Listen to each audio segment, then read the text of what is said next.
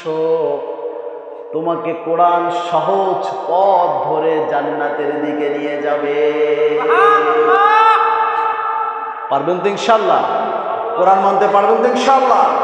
আল্লাহ পাক কোরআন মানার তৌফিক দান করুক। লিল্লাহি তাকবীর, আরো জোরে লিল্লাহি তাকবীর।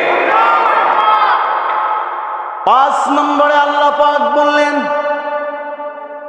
আর রাকিউন আস-সাজিদুন,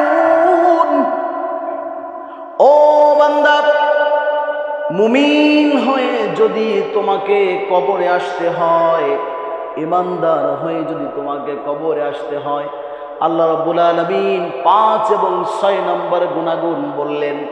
এই কপালটা বানাইছে কে? আল্লাহ। আরো জোরে বলো, কে বানাইছে? আল্লাহ।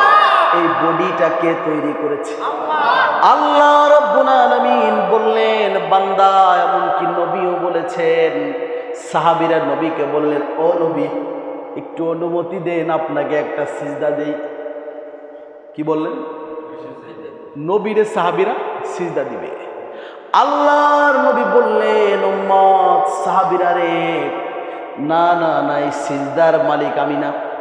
কপালটা যিনি বানিয়েছেন, তোমাকে যিনি সৃষ্টি করেছেন, তোমার সব কিছু যিনি আরশের উপর বসে বসে ইন্তজাম করেন, তোমার সব কিছু যিনি দেখাশোনা করেন, ওই মালিকের জন্য সিজদা করতে হবে।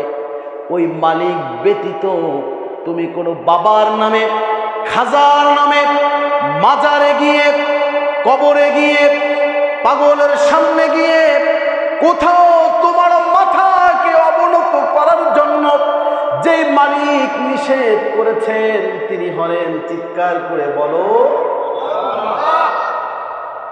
এই জন্য সিজদা করবে একজনকে তিনি, রুকু করবে একজনকে তিনি।